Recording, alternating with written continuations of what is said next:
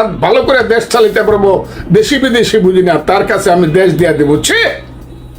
আমার দেশ আমি চালাবো, ভালো মন্দ সেটা আমি বুঝবো। আমার দেশে আজ না হোক কাল, কাল না হোক পরশু যোগ্য ছেলেরা, যোগ্য সন্তানেরা আসবে, তারাই আমার দেশ চালাবে। ইউনূস সাহেব এইসব কথা বলিয়া আমার জাতির মুখে কিন্তু চুনখালি মাইখেন না। আপনি মুক্তিযুদ্ধে ছিলেন না, আপনি এমনি মহান হইতে পারেন।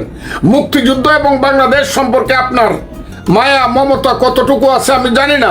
একটা নির্বাচিত সরকারের হাতে দায়িত্ব দিয়ে তারা চলে যাবে, এবং খুবই প্রথম মনে হইতো যে না বুঝে করতেছে, তারপরে মনে হইতো যে তারা এই স্বার্থপরের মতো করতেছে, নির্লজ্জের মতো করতেছে। এখন মনে হয় তারা ঔদ্ধত্যপূর্ণভাবে সবগুলা কাজ করতেছে।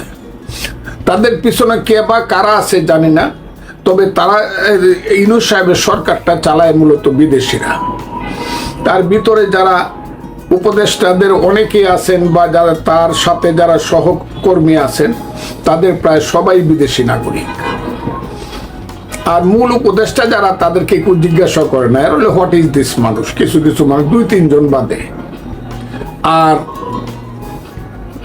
উপদেষ্টা মন্ডলীতে যে ছাত্রদের প্রতিনিধি যে 2 জন আছে, এদেরকে আমি কি বলবো, এরাই বরং আমার কাছে মনে হয় এই দেশটা যদি ধ্বংসের দিকে এগিয়ে যায়, প্রধানত এইসব বাচ্চা ছেলে পেলেদেরকে গুরুত্ব দেওয়ার কারণে, এবং কোথায় যেন কি কারণে একটা ষড়যন্ত্র হয়েছিল 5ই আগস্টের আগে, সেই ষড়যন্ত্রের এই ফলশ্রুতিতে শেখ হাসিনা চলে যাওয়ার পরে আজকে দেশটা যে জায়গাতে যাচ্ছে, এই 2টা ছেলে এর জন্য বেশিরভাগ দায়ী হবে। একজন হলো মাহফুজ আলম, আর একজন হলো সজীব ভুঁইয়া।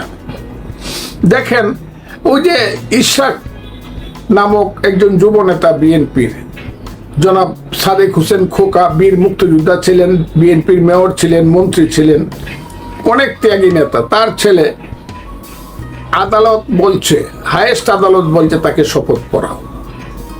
যদিও আমি মামলাটা করছি না, কিন্তু যারা মামলাটা করছে দেখতে পাচ্ছি যে আদালতের রায় মেনে তাকে শপথ পড়ালে এমন কি বাংলাদেশ সে একদম মানে অশুদ্ধ হয়ে যেত, যে না এই বাংলাদেশ আর থাকবে না, তাকে যদি দক্ষিণ সিটি মেয়র হিসাবে শপথ নেওয়ানো হয়।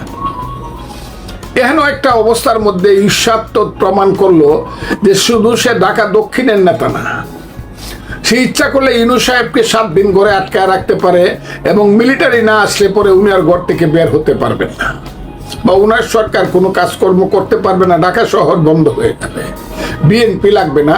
ইশরাক সমর্থক গোষ্ঠী এই ব্যাপারে যথেষ্ট।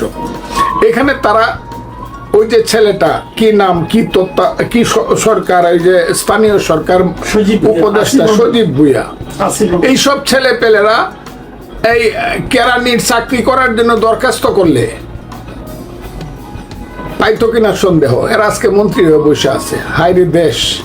এইসব ছেলে পেলেরা তার নিজের এলাকা মুরাদনগর, যাদের সাথে ঝগড়া করে, যেদিন তার ক্ষমতা থাকবে না ওদিনও বাড়িতে যেতে পারবে না মাকে দেখার জন্য।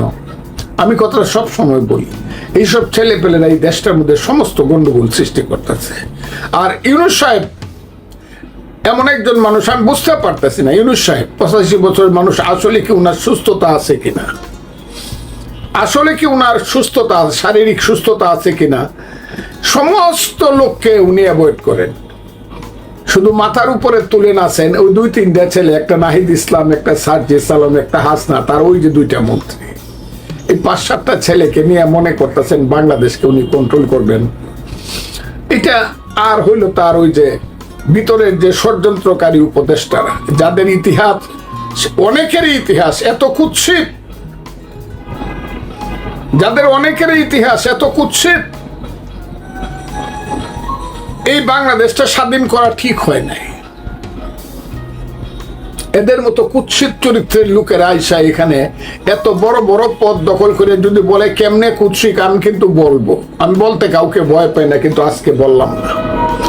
তারা যদি মানে এখান থেকে সরিয়া পরে বলবে না মানুষ, কিন্তু সরে না পড়লে কুৎসিত ব্যাপারগুলা কিন্তু বাংলাদেশে বের হবে। এখন কিন্তু সবাই জানে কে মার্ডার কেসের আসামি ছিল, কে ধর্ষণ কেসের আসামি ছিল, কারা এই দেশের সমস্ত কিছু দখল করে বসছে। এই জায়গাগুলো কিন্তু আসবে এবং এই দেশে কিন্তু সমস্ত রুল হইতে পারে হাইকোর্ট থেকে। তাই আমি তাদেরকে বলবো, ইউনূস সাহেবকে বলবো, এইসব কুৎসিত লোকদেরকে এইখান থেকে সরান। আপনি নিশ্চয়ই জানেন কাদের নামে ধর্ষণ কেস আছে, কাদের নামে হত্যা মামলা আছে, কারা বিদেশে গিয়া বিয়া নামে নাগরিক হইছে, বাংলা নাম পাইয়া ইংরেজি নামে হইছে, তাদের উপরে আবার আপনি আমার দেশের সার্বভৌমত্বের দায়িত্ব দিয়ে দিচ্ছেন। আমি তাই আজকে আপনাকে বলতে চাই খুব ক্লিয়ার কথা, ইউনূস সাহেব যা করতেছে আমি ইউনূস সাহেবের কাছ থেকে এটা আশা করিনি। জনাব অধ্যাপক মোহাম্মদ ইউনূস বাংলাদেশের সুসন্তান, উনি নোবেল পাইছেন, কিন্তু উনাকে আমার মনে হয় না উনি রাজনীতির কোনো প্লেয়ার বা রাজনীতি সম্পর্কে উনার কোনো বাস্তব জ্ঞান আছে। উনার ওই 1 টাকায় 1.5 টাকা, 100 টাকায় 33 টাকা বছরে লাভ নেওয়ার একটা যোগ্যতা উনার আছে বলে মনে হয়। একটা এনজিও, একটা গ্রামীণ ব্যাংক করার যোগ্যতা আছে, কিন্তু রাষ্ট্র চালানোর মতো যোগ্যতা উনার নাই। একটা কথা বলি, আপনি যে কথাটা বললেন শুরুতেই, যে এই সরকারের প্রধান দায়িত্ব ছিল যে একটা সুষ্ঠু নির্বাচনের মাধ্যমে জনগণের নির্বাচিত লোকজনের হাতে ক্ষমতা হস্তান্তর করা, এটাগুলো তারা সবচেয়ে ভালো করত। কিন্তু আপনি যে শুনেছেন নিশ্চয়, গতকালকে একজন উপদেষ্টা সৈয়দ রিজওয়ানা হাসান তিনি বলেছেন যে কেবল নির্বাচন করার জন্য আমরা দায়িত্ব নিইনি, ওনাদের নাকি আরো দায়িত্ব আছে, বিচার সম্পন্ন করা, সংস্কার করা, এগুলো আরো অনেক দায়িত্ব আছে। এই ওনার এই কথাটাকে আপনি কিভাবে মূল্যায়ন করবেন? উনি একজন নারী, সম্মানিত ভদ্র মহিলা। উনি যদি পুরুষ হইতো আমি কিন্তু ওনার সম্পর্কে অনেক সত্য কথা বলতাম।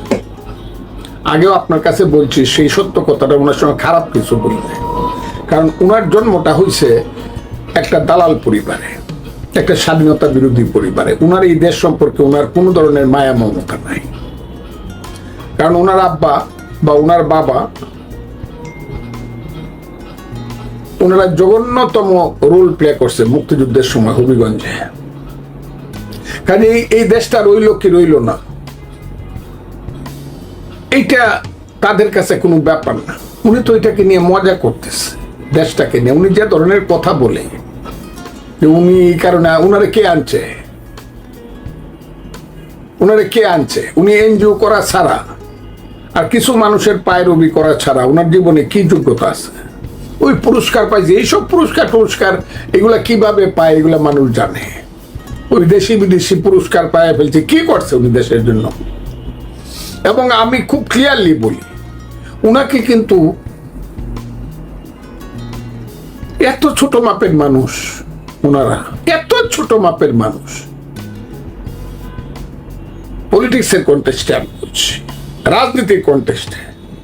ওনার বাড়ি হবিগঞ্জে, অনেকে 2% ভোট পাওয়া ওনার জন্য খুব কঠিন।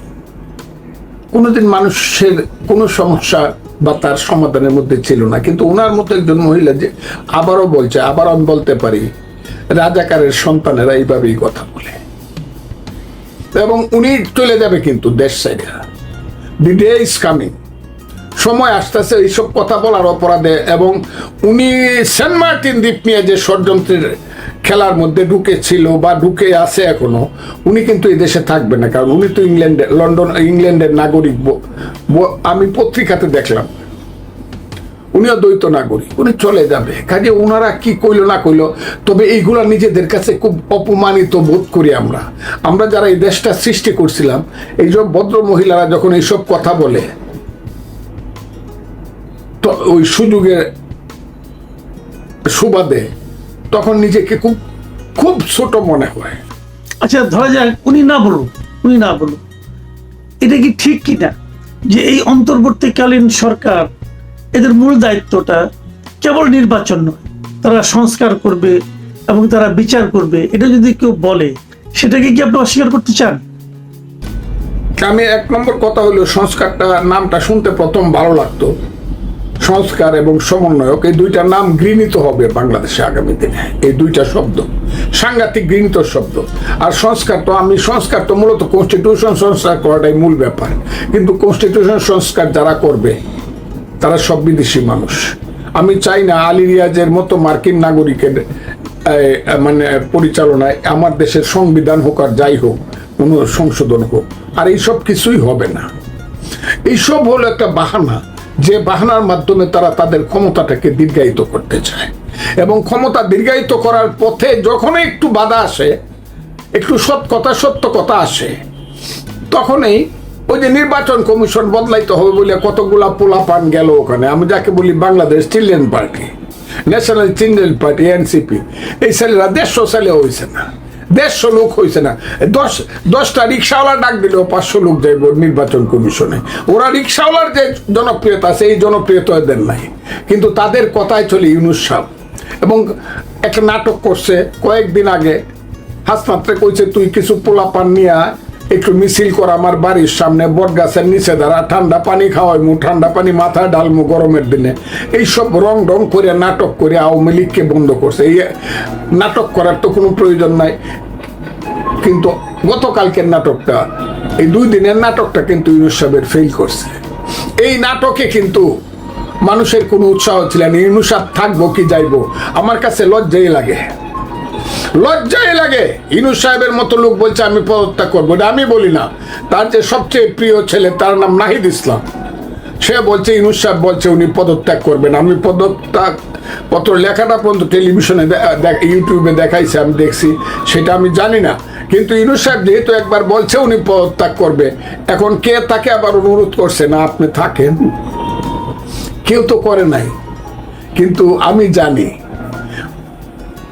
উনাকে যে পর্যন্ত মানুষ বিদায় না করবে, কোথায় ধরে বিদায় করবে আমি জানি না, কিন্তু যে পর্যন্ত মানুষ ওনাকে বিদায় না করবে উনি যাবেন না, উনারা যাবেন না, কারণ ওনাদের একটা মিশন আছে।